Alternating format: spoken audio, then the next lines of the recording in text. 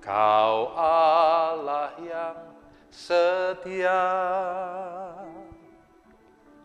Bapa yang mulia, kasih-Mu besar Tuhan. Shalom Bapak Ibu Saudara sekalian, kita ketemu lagi di acara Meet and Talk. Nah, masih bersama dengan narasumber kita yang luar biasa. Kali ini kita hanya ditemani 2 orang saja, yaitu dengan Pastor Aruna dan juga Pastor Dieter. Shalom. Bapak Ibu Saudara sekalian, hari ini kita akan sama-sama membahas sebuah topik yang sangat-sangat menarik buat kita semua untuk kita bisa pelajari, yaitu pemimpin yang tidak dewasa. Nah, kita tahu bahwa pemimpin adalah sebuah jabatan atau sebuah tanggung jawab, fungsi yang sangat penting dalam menggerakkan sesuatu. Ketika seorang pemimpin berjalan di area yang benar, ketika seorang pemimpin memiliki sebuah kedewasaan, maka orang-orang yang dipimpinnya akan pula mencapai sebuah kedewasaan. Karena pepatah bilang, guru kencing berdiri, murid kencing berlari. Jadi artinya tergantung kepada gurunya. Bapak Ibu Saudara sekalian, betapa pentingnya peranan pemimpin, itu sebabnya kenapa kita perlu mendukung pemimpin kita, atau jika kita adalah seorang pemimpin, maka penting sekali buat kita semua sebagai seorang pemimpin mengupgrade diri dan juga meningkatkan kualitas-kualitas yang ada dalam hidup kita. Nah, hari ini kita akan bahas sama-sama pemimpin-pemimpin yang tidak dewasa. Kira-kira apa-apa saja yang dapat kita temukan dari seorang pemimpin yang tidak dewasa. Silakan, siapa duluan? Pak Aruna mungkin. Gantian ya. Oke. Jadi Alkitab itu kan mengajar kita banyak hal, terutama kenapa sih ada biografi seseorang hamba Tuhan di Alkitab dibahas dari kecil sampai dia meninggal. Iya. Kalau cuma setengah jalan, oke lah, ada pembelajaran. Tapi kalau dari kecil sampai meninggal, ini pasti ada sebuah pesan khusus yang kita harus dapatkan. Nah, di PL, di PB, itu kita melihat berbagai macam pola kepemimpinan. Kepemimpinan yang baik dan yang buruk, pemimpin yang dewasa dan tidak dewasa. Nah, dari sana kita bisa mengambil sebuah simpulan. Banyak cerita sebenarnya. Siapa misalnya kita sebuah contoh? Saul, Hizkia. Ada banyak. Apa itu kelemahan? Kalau kelemahan kayak Musa kelemahan. Jadi satu hari dia marah, dia pukul. Tapi ada memang betul yang berulang. Yang terjadi berulang, akibatnya itu menyengsarakan orang di bawahnya. Itu terjadi. Nah, justru untuk menghindarkan hal ini, Perjanjian Baru, Paulus kan terkenal sebagai rasul ya, menaruh dasar dari sebuah gereja, ya pesan sama 2 gembala muda, Timotius sama Titus, mengenai syarat-syarat penilik jemaat. Nah, dia kasih sebuah cerita standar yang minimum requirement itu adalah kedewasaannya cukup di situ. Nah, itu di firman Tuhan dalam 1 Timotius 3 dikatakan syarat penilik jemaat, ayat yang pertama, waduh, dimulai dengan gini. Orang yang menghendaki jabatan penilik jemaat menginginkan pekerjaan yang indah. Jadi kalau saya ditanya, Pak, nomor 1 kalau nunjuk orang nih, apa? Cakap? Enggak, nomor 1, orang itu harus mau. Makanya orang yang menghendaki jabatan, dia harus mau. Jadi kenapa sih? Ya, kedewasaan kadang-kadang nggak jadi karena terpaksa. Jadi orang tuh kalau nggak ada minat ke sana ya, akibatnya majunya juga poco-poco tuh. Nah, akibatnya kalau udah poco-poco begini, ya kedewasaannya juga terganggu. Itu yang mungkin yang pertama, itulah nanti Dieter bisa tambahkan. Syarat penilik jemaat banyak tuh di situ ceritanya. 1, 2 harus seorang tidak bercacat, seorang satu istri menahan diri, sopan, memberi tumpangan, cakap, bukan peminum. Artinya tidak edik terhadap sesuatu ya, bukan cuma minum zaman sekarang, bisa game, bisa banyak nih, bukan pemarah tapi peramah, pendamai, bukan hamba uang, kepala keluarga yang baik, disegani sama anak-anaknya, dan dia tidak boleh baru bertobat. Artinya sudah punya track record yang baik. Ada track record, kata setia dan iman itu kan face test itu setia dan iman. Masalahnya ini sering dilanggar nih, baru bertobat. Baru bertobat, tapi karena punya sumber daya, naik. Wah, itu bahaya sekali. Tidak dewasa terjadi. Kadang-kadang justru itu yang sebenarnya filterisasinya yang nggak terlalu terlihat gitu ya. Kalau saya sih bilang gini, firman Tuhan dilanggar, cepat atau lambat, pasti akan bayar harga. Wow. Ya, orang bilang, tapi ini bagus Pak, dia punya hati. Ya, dia baru bertobat. Iya. Punya sumber daya, ya dia sering membantu, memberkati kita. Dia baru bertobat. Nggak apa-apa, yang penting dia punya hati. Saya bilang kalau sudah dilanggar, 1 hari pasti bayar. Sebenarnya kedewasaan itu dilihatnya dari apanya? Dari karakternya saja, dari kemapanannya dia dalam hal, misalnya karena dia bertobat, tapi karena dia dulu karena dia masih memimpin di sebuah perusahaan, oh dia bisa dong pasti memimpin di gereja. Nah, ukurannya apa? Bisa ya, betul ya. Tapi kan sense rohaninya perlu tuh ya. Jadi kalau saya bilang bisa, secara manajemen bisa. Kedewasaan kan harus berbagai macam ya. Secara rohani, jiwa, dan tubuh. Kalau dibilang, bagaimana Pak yang memimpin umur 12 tahun? Tuhan Yesus saja masih dalam pengasuhan orang tuanya. Waktu tetap, jadi ada di usia juga perlu. Kalau pemimpinnya terlalu muda, kita akan habis waktu untuk berdebat mengenai kepercayaan orang yang dipimpin terhadap pemimpinnya. Jadi kita berdebat dengan masalah itu, habis tenaga. Jiwa dewasa, rohani dewasa. Ini kedewasaan ini 3 hal tersebut. Kalau skill baru menyusul nanti. Skill berkembang sesuai dengan kedewasaan seseorang. Karena ada pelatihan, waktu, dan segala hal. Jadi, bisa berkembang. Dengan kata lain, walaupun dia punya skill yang bagus, tapi kalau dia punya temperamen karakternya masih belum oke, ya belum bisa dianggap. Ada minimum requirement di rohani, minimum requirement di jiwa, di tubuh, ada semua. Ada berapa tempat, satu kali saya dibilang begini, sama ya senior saya lah, waktu saya masih awal. Kamu menikah, sudah cukup umur, segera menikah. Kenapa? Karena Tuhan memakai kamu pergi ke daerah-daerah, ke bangsa-bangsa, ke pelosok-pelosok untuk berkhotbah. Saya belum berkhotbah waktu itu. Kenapa? Harus menikah? Iya, karena di beberapa tempat dia bilang, kalau pendetanya datang dan belum menikah, jemaatnya bukan dengar khotbahnya, sibuk membahas mengenai ini pendeta istrinya mana sih? Kok nggak ikut, apa nggak dukung? Waduh, banyak cerita. Iya juga. Jadi sikap hormatnya juga akhirnya jadi turun kan gitu ya. Jemaat kan masih manusia. Iya. Ya, kedewasaan dalam segala hal. Iya. Jadi aktif ya. Iya. Jadi memang kepemimpinan itu kan adalah sebuah seni dan kemampuan untuk bisa mempengaruhi orang. Itulah pemimpin. Ya. Nah, pemimpin itu menurut saya ada 2. Pertama, dia positional leadership. Yang kedua, dia personal leadership. Oke. Artinya seorang jadi pemimpin karena dia punya posisi. Dan yang kedua adalah orang memimpin karena memang personalitinya pengaruhnya udah kelihatan. Udah kelihatan gitu, timbul dari dalam dirinya. Nah, masalahnya hari-hari ini adalah kita melihat bahwa ada orang-orang di posisi pemimpin tapi nggak dewasa. Iya kan? Nggak dewasa karena apa? Karena mungkin yang pertama menurut saya dia kurang mempengaruhi orang. Yang kedua, insecure.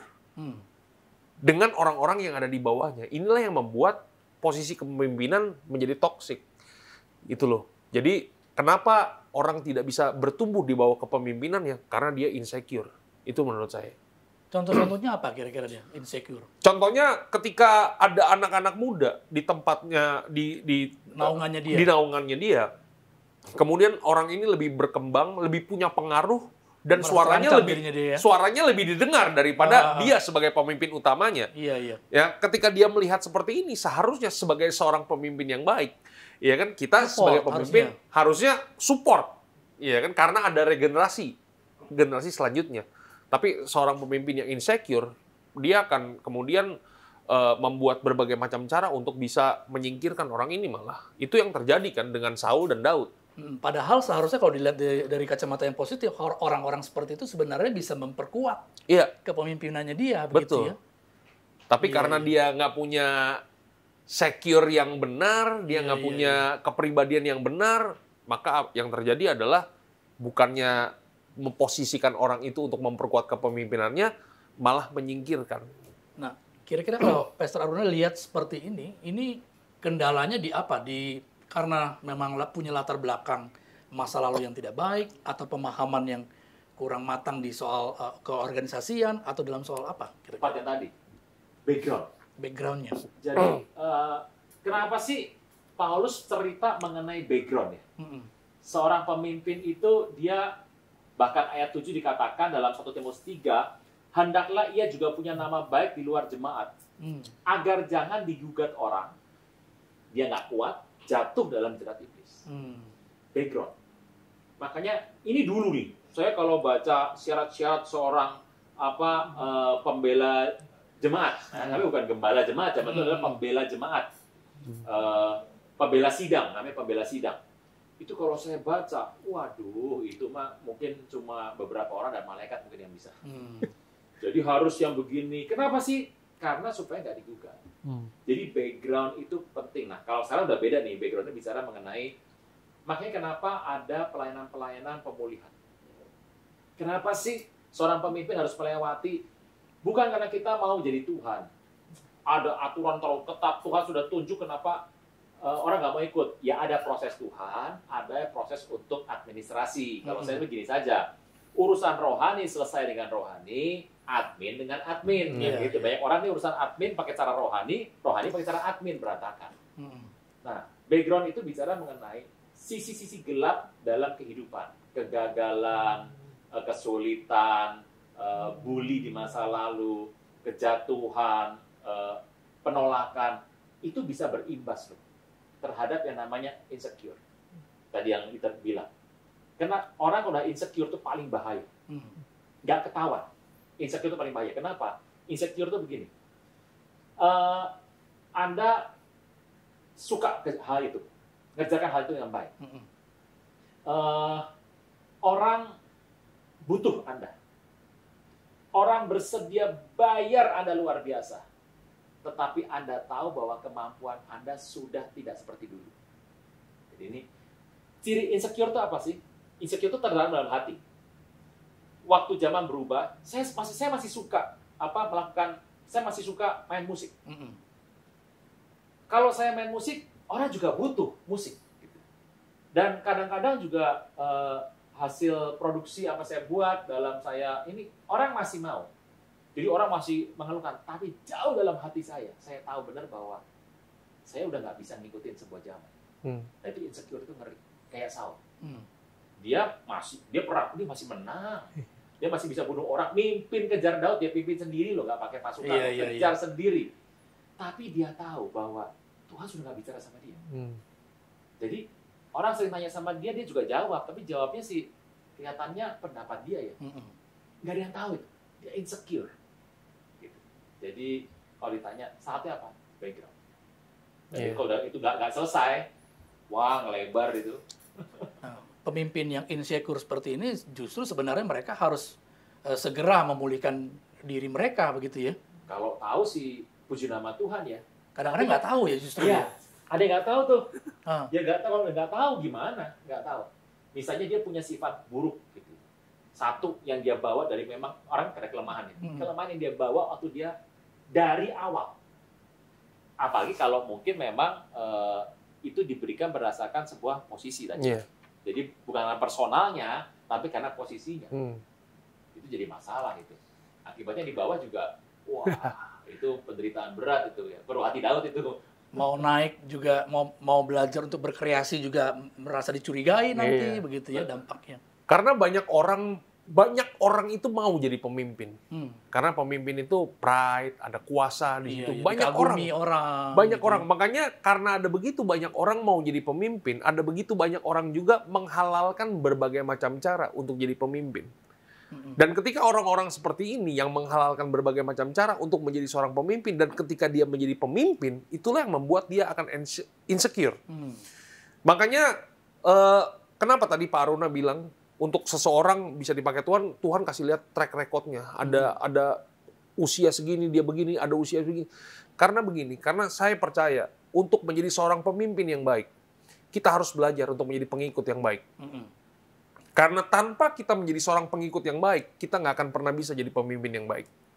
Karena ujian kepemimpinan adalah kita mau nggak dituntun Tuhan untuk step demi step kita ikutin semuanya, supaya suatu hari Tuhan berikan anugerahnya kepada kita untuk menjadi seorang pemimpin. Dimulai dari menjadi murid yang baik dulu. Iya, pengikut yang baik. Ini zaman pilkada ini. Iya.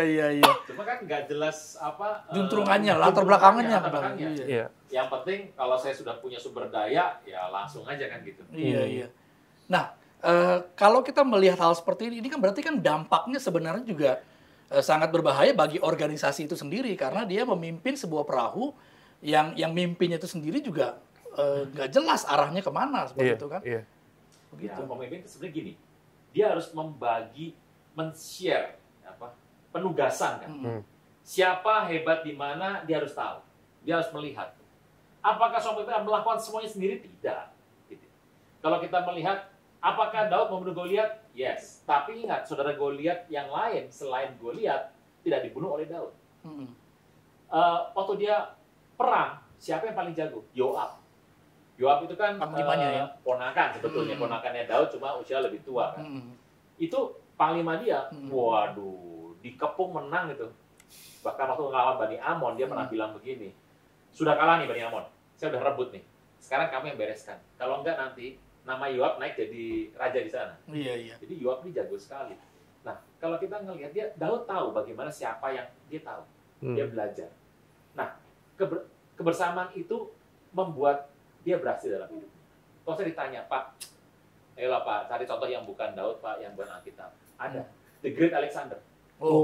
Alexander Agung. Ya. Di muka bumi cuma ada dua orang yang perang dari hidup sampai meninggal, nggak pernah kalah sekalipun. Genghis Khan aja pernah kalah. Hitler kalah memangnya. Satu adalah Daud, kedua adalah Alexander. The Great Alexander. Sampai meninggal tidak pernah kalah dalam peperangan. Kenapa? Dia jadi pemimpin, tapi semua timnya semua adalah seumur dengan dia semua. Dia membagi. Dia tahu siapa kuat di mana. Jadi dia insecure nggak? Enggak, karena dari kecil kan dia kan muridnya Aristoteles. Jadi Aristoteles yang filsuf Yunani, dia gurunya dia, guru private lagi. Iya. Jadi dia belajar segala hal dari kecil. Nah, bicara hal ini tadi kita sudah katakan, yaitu seorang pemimpin itu dia mengerti hal-hal, dia tahu membagi segala hal. Berarti dia harus belajar dong. Belajar. Nah, sikap kita sebagai seorang yang dipimpin oleh pemimpin yang mungkin kita dapati tidak dewasa. Iya. Ya, nah sikap kita sebagai seorang pengikut itu bagaimana? Gitu. Repot nih. Atau jangan-jangan pernah nggak melihat kasus-kasus seperti itu gitu ya? Ada orang-orang yang dipimpin akhirnya ngeberontak terus melakukan hal-hal yang apa namanya justru membuat kekisruhan gitu, jadi kubu organisasinya sendiri. Iya, dalam kehidupan pelayanan saya juga menemukan hal-hal yang seperti itu. Saya melihat ada pemimpin-pemimpin yang menurut saya tidak layak atau tidak pantas untuk seorang pemimpin seperti itu. Tapi kenapa saya tetap di bawah kepemimpinannya? Karena saya mengerti begini, bahwa semua yang saya lihat dari pemimpin saya bisa belajar dari situ. Iya kan? Karena bagaimana cara Tuhan bisa pakai kehidupan saya kalau saya nggak pernah belajar dari pemimpin saya yang di atas saya. Saya percaya bahwa ketika Tuhan meletakkan pemimpin di atas kita, bukan secara kebetulan. Tapi Tuhan mau supaya kita belajar, supaya someday ketika Tuhan dengan anugerahnya menyerahkan kepemimpinan itu kepada saya bisa menjadi pemimpin yang lebih baik daripada dia. Agree. Iya. Kadang-kadang gini, kita waktu mendapat pemimpin seperti Saul, pengennya cepat-cepat selesai. Iya. Tapi setelah dia naik posisi, dia membuat kesalahan yang sama dengan Saul. Kenapa? Karena nggak belajar. Jadi sebenarnya salah satu pemimpin itu di atas, dia itu kita bisa melihat teladan. Kita melihat kekurangan sebagai sebuah masukan dalam kehidupan kita di masa depan. Untuk pembelajaran. Jadi kelak, saya ini pernah ngalami begini. Dan saya diperlakukan salah. Kelak kalau saya nanti akan memimpin, saya nggak boleh seperti ini. Jangan sama seperti pemimpin karena sebelumnya. kalau ini nggak benar nih, udah langsung kita kudeta saja. Iya. Nanti kita nggak belajar lagi hal-hal yang lain. Generasi berikutnya juga akan meniru, begitu ya. Jadi kalau kita melihat sebuah kelemahan pemimpin, sebenarnya adalah Tuhan izinkan kita mendapat privilege untuk belajar sebetulnya. Nah, pilihan kita di kita nih sekarang nih, mau belajar atau mau dongkel. Gitu. Nah, ini sebuah cerita. Daud melihat kesalahan Saul banyak nggak? Waduh, banyak sekali. Tapi dia memperhatikan apa yang terjadi supaya dia nggak buat yang sama. Makanya kenapa dia hormatnya sama yang namanya tabut Tuhan. Ini kan beda sama Saul. Kalau sudah perintahkan, habiskan. Dia jaga terus. Bahkan dia punya 2 kali kesempatan untuk menyingkirkan Saul. Tapi nggak dilakukan. Iya. Karena dia tahu kelak ini, Kalau aku mengambil dengan waktuku, bukan waktunya Tuhan, satu hari nanti pasti jadi masalah pasti. Itu dia. Iya. Nah, sebenarnya sikap kita terhadap pemimpin atau bagaimana cara kita supaya kita bisa dalam tanda petik memperbaiki pemimpin kita yang kita pandang kurang dewasa di area-area tertentu. Ada nggak Alkitab ada ngomong sesuatu nggak untuk kita bisa apa wajib dan standar berdoa? Berdoa saja. Oh iya, pertama berdoa dong. Oh, iya. Berdoa. Kedua, pertama adalah apakah kau yakin Tuhan bicara apa terhadap engkau? Kalau Tuhan berkata maju ya maju bicara, kalau enggak ya enggak. Kedua, jadi pertama berdoa, mendoakan. Mendoakan. Kedua adalah setelah mendoakan, kalau ini terjadi, Anda berbicara, menyampaikan dengan kasih, bicara dengan kasih. Tapi kan kita nggak berharap bahwa semua jadi menurut kehendak kita, toh. Nggak seperti kita bayangkan senario dengan apa eksekusi bisa beda. Pertanyaan gini, waktu Nathan menegur Daud, itu belum ada Komnas HAM, belum ada itu. Jadi Nathan sudah bilang sama istrinya mungkin bahwa aku mau ketemu Raja Daud. Oh, jangan jadi pancung nanti. Jangan tunggu ya. Salah bicara lewat ini. Iya. Dia rancang pakai yang namanya apa? Ilustrasi. Panjang. Dia bilang itulah engkau. Bisa bayangkan. Itu deg-degan itu. Iya. Tapi ya harus bicara. Itu Daud salah. Betul. Tapi Nathan bicara, karena dia bertugas untuk bicara. Banyak orang dia bukan nabi. Karena Tuhan tuh untuk menegur seorang, dia menggunakan orang yang paling tepat kok. Saya ada kata gini, si A itu kalau bersalah, dia bisa ditegur dengan cara sesuatu. Tuhan akan pilih orang yang paling tepat untuk bicara. Zaman dulu tuh nabi yang harus bicara. Ya orang yang paling tepat untuk bicara. Kalau orang terdekatnya? Bisa. Sekarang kita bisa nyampe pada orang terdekatnya. Bisa. Tapi kan kita juga harus lihat, seringkali orang terdekat malah nggak terlalu berani untuk negur. Jangan-jangan juga nanti dilaporkan sekalian. Tapi jangan mundur. Jangan merasa bahwa ini nggak mungkin. Bisa, tetap bisa. Karena Tuhan itu, ini adalah rumah Tuhan. Jadi Tuhan mengendalikan segala hal. Tapi kadang-kadang itu salahnya satu, di mata kita bisa jadi 5 itu. Karena masukan-masukan orang. Jadi kita sekarang lihat sendiri saja. Seberapa yang kita lihat dengan kacamata kita. Situasi itu. Nah, sikap kita sebagai seorang pemimpin, misalnya posisi kita adalah pemimpin yang diberi masukan.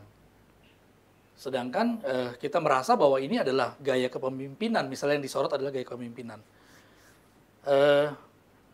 Saya nggak terlalu ngerasa perlu berubah. Jadi sebenarnya respon yang harus keluar dari seorang pemimpin itu seperti apa waktu harus tanya sama yang pemimpin ya.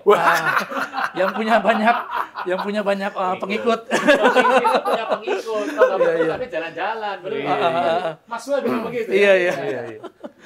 Jadi sebelum aku jawab, jadi memang aku pernah baca buku John C. Maxwell. Jadi ada 4 teori kepemimpinan. Jadi memimpin orang yang ada di bawah kita itu memerlukan 5% dari kemampuan kita. Orang di bawah kita 5%? Cuma 5%. Mimpin orang yang satu level dengan kita itu 20%. 20% yang sama. Mimpin orang yang ada di atas kita 25%. Oh. Yang paling susah itu leading self. Memimpin diri sendiri memerlukan 50% dari kemampuan kita. Jadi kalau kita bisa mimpin diri kita sendiri, 50% tambah 5%, kita udah bisa mimpin orang yang ada di bawah kita. Gitu loh. Nah, yang jadi pertanyaan adalah bagaimana caranya kita bisa leading up. Kita sebagai bawahan, kita sebagai orang yang ada di bawah kepemimpinannya bisa memimpin pemimpin kita. Ini kan yang banyak dimaui oleh semua orang nih. Iya. Nah, yang pertama adalah kalau kita ingin memimpin orang yang ada di atas kita, memberikan pengaruh orang yang ada di atas kita, yang pertama adalah kita harus bertanggung jawab atas semua tugas yang dia berikan dan harus selesai dengan sempurna. Itu. Performanya mesti bagus. Performa kita mesti bagus. Karena ketika kita mencapai sebuah performa yang bagus, someday dia akan bertanya, berdiskusi dengan kita. Nah, waktu pemimpin kita sudah mulai membuka ruang untuk berdiskusi dengan kita, disitulah kita mempunyai sebuah kesempatan untuk mempengaruhi dia. Menyetir ya? Menyetir dia. Dia pasti quote and quote ya. Leading up. Iya. Yang kedua adalah kita harus bangun hubungan. Itu nggak bisa enggak tuh antara bawahan dengan pemimpin. Kita harus punya hubungan karena kita nggak bisa semena-mena tiba-tiba kita langsung dengan segera menegur pemimpin kita. Iya. Karena dia punya pride, dia punya level di atas. Iya, Jadi kita iya. harus bangun hubungan. Perlu dijaga juga. Perlu dijaga. Yang ketiga adalah kita harus menemukan waktu yang tepat untuk bicara. Jangan sampai pemimpin kita baru disuruh tidur di luar di kursi sama istrinya, kemudian kita sharing. Ya, wah itu selesai itu. Negur lagi. Kalau ini di gereja, jangan-jangan udah kasih surat pindah gereja. Itu dia.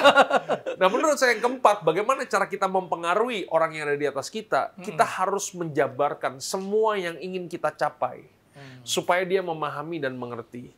Nah, kalau saya sebagai seorang pemimpin, ada orang yang memberi masukan dan yang menegur saya. Kalau saya mengerti kebenaran ini, menjadi seorang pengikut yang baik, saya akan terima. Kata Jim, ada dua. Iya. Pertama bahwa orang itu, kalau kita pemimpin ya, kita ini harus melihat ada nggak orang-orang yang berani ngomongin kita. Jangan sampai loh, saya ini paling gini, kalau saya dituju dalam sebuah tugas, saya harus melihat ada nggak orang yang berani ngomong sama saya dengan bebas, Lepas gitu ya. lepas, untuk bicara netral apa adanya yang terjadi. Karena kalau enggak, waduh, saya perlu beritahu yang namanya kursi pemimpin itu kursi yang apa? Panas. Memabukkan. Terus dia berani ngomong. Iya, iya.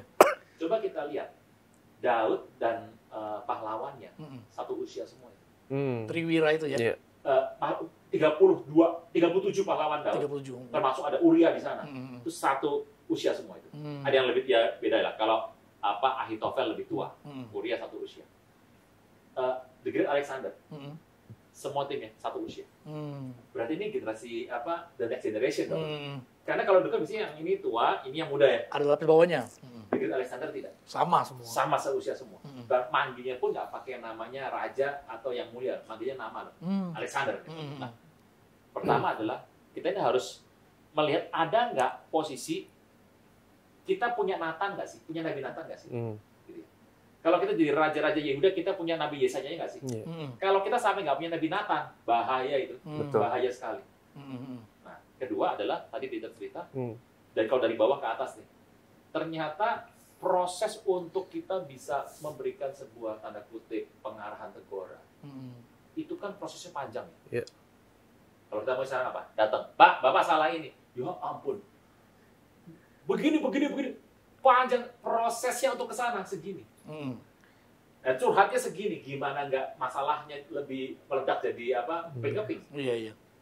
Jadi Nathan itu sudah menjadi seorang nabi yang ditunjuk Tuhan, yang disebut nabi bangsa. Dan itu adalah orang yang bisa ngomong kepada Daud dari sisi ketuhanan. Daud udah peka sama Tuhan. Nathan jauh lebih peka lagi. Dia mencapai posisi itu bukan sehari semalam, bukan 2 malam. Setelah dia mencapai posisi itu di tempat yang tepat, dia berbicara untuk perkara itu. Nah, kalau kita nggak sekarang, kebanyakan. Ininya ceritanya banyak, persiapannya segini. Hanya karena Tuhan memberikan sebuah inspirasi bahwa pemimpinmu salah, Tuhan sudah bicara. Bahwa dia bertindak menjadi Nathan super. Iya. Nah, itu repot. Itu yang berbahaya. Repot. Jadi prosesnya itu hilang. Tadi yang kita cerita tuh, kan mempertimbangkan dulu tuh. Hilang semuanya. Dia nggak punya kapasitas yang bagus, kerjanya kagak beres, tapi negur. Ayolah. Pemimpin mana Repot, gitu ya mau? repot. Sebagai pemimpin, kalau Iya. saya, setiap masukan saya dengerin. Saya dengerin. Yang bagus, terima. Ada kalanya begini loh. Pemimpin kan bisa melihat 4 langkah. Yang di bawah hanya lihat 1 langkah. Apakah kesalahan ini, belum tentu kesalahan, apakah kekeliruan tanda kutip ini merupakan rangkaian untuk tercapainya langkah keempat? Atau itu cuma kesalahan satu saat itu? Itu jadi banyak pertimbangan ya sebenarnya. Iya. Bisa nggak sih karena miskomunikasi itu akhirnya orang-orang yang ada di bawah itu tidak memahami cara berpikir dari leaders ini ya? Ya, itu justru salah satu alasan paling kuat ya. Pertama memang kadang-kadang begini, menutup diri kepada ini sudah timur ya, Asia dan timur. Kasta itu nggak bisa disingkirkan. Ya. Kalau orang bule mungkin ya masih, kalau udah timurnya agak sulit. Sungkan gitu ya. Jadi ada. Jadi begitu jadi pemimpin, makanya kan sekarang lagi digalakan nih sama Pak Presiden. Pemimpin itu adalah pelayan. Yeah. Saya bilang Alkitabiah banget tuh ya. Bukan, saya bilang ini bukan berita baru nih, ini sudah ada cerita ini 2000 tahun yang lalu. Iya. Bahwa Tuhan Yesus mengajar seperti itu. Kalau saya mah dukung-dukung aja. Konsep mengenai seorang pelayan itu kita harus reposisi lagi sebetulnya. Ini keren, apa ya? Ditaruh di tempat yang tepat lagi. Jadi tadi yang kita cerita semua itu kan proses sebetulnya. Banyak orang tuh mau shortcut lah. Instan. Mau kita mau potong aja. Iya. Berarti kalau dia tegur, pemimpinnya berubah dan minta maaf, saya sudah salah gara-gara teguran dari saudara ini. Wah, dia dapat nama. Endingnya motivasinya lebar udah kemana-mana. Iya. Nah, kalau kita ketemu dengan pemimpin-pemimpin yang kita sudah beritahu kesalahan-kesalahannya, maksudnya dalam arti yang halus gitu ya, sopan, terus usulan-usulan yang kita ajukan mungkin juga sudah disampaikan, tapi pemimpin-pemimpin mungkin tidak menangkap apa yang disampaikan atau juga enggan untuk berubah. Nah, sikap kita sebagai seorang pengikut, tadi kalau Dieter bilang kan ada sesuatu yang baik, mungkin kita bisa pelajari dari pemimpin kita. Tetap aja ada hal-hal yang baik. Nah, kalau pada akhirnya kita berbenturan seperti itu dengan gaya kepemimpinan yang seperti itu, cara berpikir yang tidak sama, visi yang mungkin juga berbeda. Sebenarnya sikap sebagai seorang pengikut apakah harus terus-menerus mengikuti pemimpin kita, atau kita istilahnya bisa say goodbye dan kemudian pilih jalan sendiri? Begitu. Bagaimana menurut Dieter? Kalau saya ya, ini udah gaya kepemimpinan udah masuk Kak, udah beda gitu ya. Terus visi udah juga nggak sama gitu. Gimana? Kalau saya akan tetap, kalau ini saya ya, saya akan tetap stay. Tapi saya akan bikin, kalau istilah hukumnya tuh corpus delicti. Iya kan? Iya kan?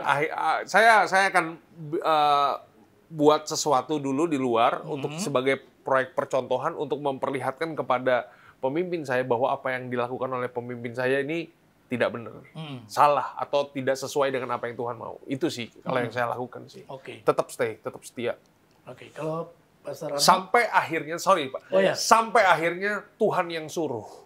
Kalau Tuhan yang suruh, cabut. Tapi kalau Tuhan nggak suruh, stay. Jadi indikatornya nih. Indikatornya apa? Indikatornya apa kalau Tuhan yang suruh? Karena ada banyak orang yang berpikir atau berbicara, ini karena Tuhan yang suruh gitu. Iya, Tuhan yang suruh pasti Tuhan akan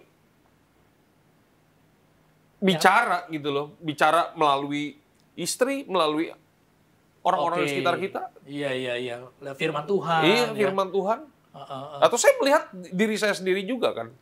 Ini saya udah di sini tapi kayaknya kok tidak bertumbuh secara rohani, atau saya tidak ada perkembangan-perkembangan yang secara rohani yang bisa saya lihat. Itu udah warning untuk saya keluar dari situ. Gimana? Kita bisa lihat banyak contoh. Gak ada contoh yang lebih bagus daripada sebagai pengikut ya. Daud. Karena Saul ini benar-benar secara rohaninya ngedrop, jiwanya juga dia sering kerasukan loh itu. Jadi kalau dia bunuh itu nggak jelas karena dia benci atau dia lagi kerasukan.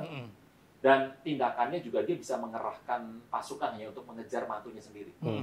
Semua dia bisa gunakan untuk membunuh. Nah, udah nggak ada pilihan terbaik. Ini satu. Tapi Daud nggak pernah keluar dari sebagai orang Israel. Kalau zaman sekarang itu gini, dia tetap orang percaya loh. Dia pernah ke Filistin tapi dia balik lagi. Dia menghindari itu karena apa? Karena nyawa. Karena nyawa. Dia menghindar. Dia pergi ke Gad, Akis di Gad kan, raja orang Filistin. Dia pergi ke sana. Dan petualang Daud kan banyak cerita itu. Tapi Daud tidak pernah keluar menjadi pindah bangsa menjadi bangsa lain. Artinya dia tetap jadi orang yang percaya kepada Tuhan. Daud. Satu. Nah, kenapa Daud memisahkan hari itu? Karena sudah soal nyawa. Jadi pembunuhan dalam hati kalau zaman sekarang itu rohani terbunuh. Gitu. Nah, tapi ingat Daud waktu dia pindah itu pun karena memang sudah terdesak, udah berkali-kali mengalami pembuktian bahwa dia pasti akan mati kalau dia tidak pindah. Nah, cerita ini kan juga harus dibandingkan dengan kisahnya Markus. Yang akhirnya dia bikin ribut Barnabas sama Paulus tuh, gara-gara apa? Tidak mau ikut. Satu orang muda ini nih, Iya. iya, itu kan ada ponakan itu Iya, masih iya. sama Barnabas. Paulus marah berat itu, akhirnya putus hubungan. Tapi di ending hidupnya, dia ditarik lagi oleh Paulus loh. Jadi dia memutuskan nggak mau ikut, dia mau keluar dari pola ini karena oke lah kalau ngelihat kita bisa ngomong Paulus indah hari ini. Saya belum nggak yakin kalau hari ini Paulus menjadi gembala kita. Kita tahan loh. Paulus gitu loh. Dia bunuh orang nggak kedip tuh. Zaman dulu bisa ngejar orang sampai ke Damsik loh. Iya. Bayangkan dari saya ngejar hanya untuk Jauh jaraknya tuh. jauh itu. Niat kalau nggak niat banget tuh nggak mungkin tuh orang satu. Mungkin Paulus bilang ini nggak beres ini pertobatannya nggak beres dan dia memilih lebih cepat. Dan Paulus juga hari itu kan lagi, waduh, Petrus aja diembat sama dia, Barnabas apalagi. Akhirnya kejadian lah. Nah, nomor satu adalah kita tuh harus ngerti dulu sebetulnya Tuhan tuh mau bawa kita kemana. Kalau Tuhan mau bawa saya ke Surabaya dan kereta ini sedang ke Surabaya, kenapa harus pindah kereta? Iya. Gitu loh. Oke. Kecuali kita tahu Tuhan mau bawa kita ke Surabaya, ini kereta akan berhenti di Semarang dan tidak akan ke Surabaya, akan balik ke Jakarta lagi. Oh, harus pindah kereta. Kita naik pesawat, ini pesawat akan dari Jakarta pergi ke Medan. Selama di pesawat transit dari sini misalnya mau transit dulu, oke, nggak masalah transit. Ada penundaan, terjadi keterlambatan, oke. Tapi memang tujuannya masih Medan. Lah kalau perginya langsung udah pergi ke Kuching, Malaysia, mending pindah pesawat. Nah, orang kalau visinya masih sama, masih disebutkan ada perlambatan, ada kesulitan, itu biasa. Manusiawi ya. Kan itu organisasi loh. Iya. Kalau sudah bicara lebih dari 2-3 orang berkumpul, itu organisasi sudah. Betul. Iya. Gitu. Kalau sendiri pribadi kita bisa ngatur, tapi kalau sudah bicara mengenai orang lain udah organisasi. Iya. Jadi artinya kita tetap melihat kembali apakah ini sesuai dengan visi yang Tuhan taruh juga. Iya. Nah, banyak orang punya visi bukan dari Tuhan, dia punya visi sendiri. Jadi visi dia itu adalah sampai di Tegal. Ini kereta sampai ke Semarang. Oh, aneh nih. Padahal Tuhan juga maunya dia ke Semarang sebenarnya. Iya, jadi dia pikir, kok ke Semarang, saya mau ke Tegal. Arahnya sama. Jadi dia punya visi yang dia bangun sendiri dengan pengertian sendiri. Makanya repot kenapa sih kita perlu gandengan penonton meet and talk lah ya. Supaya tidak sesat di jalan. Iya. Gimana? Dieter ada mau nambahin? Ya itulah yang membuat kenapa saya tetap stay di tempat saya yang hari ini gitu ya. Karena saya melihat bahwa itulah yang Tuhan ingin kerjakan. Makanya masih sama gitu. masih sama Tuhan taruh di arahnya. hati, Iya ya? kan? Masalah pemimpin kita punya kekurangan, plus minus segala macam. Kita pindah ke tempat yang baru. Saya Sama percaya aja. pemimpinnya juga Iya, pasti sama ada aja. plus dan minus gitu loh, iya kan? Iya. Tapi saya memilih untuk terus ada di bawah dia, untuk dibentuk sama dia. Tergantung, kan saya percaya bahwa sebelum Yosua dikenal sebagai seorang pahlawan, Yosua sebagai seorang panglima, Yosua sebelumnya dikenal sebagai hamba Musa. Iya. Itu dia.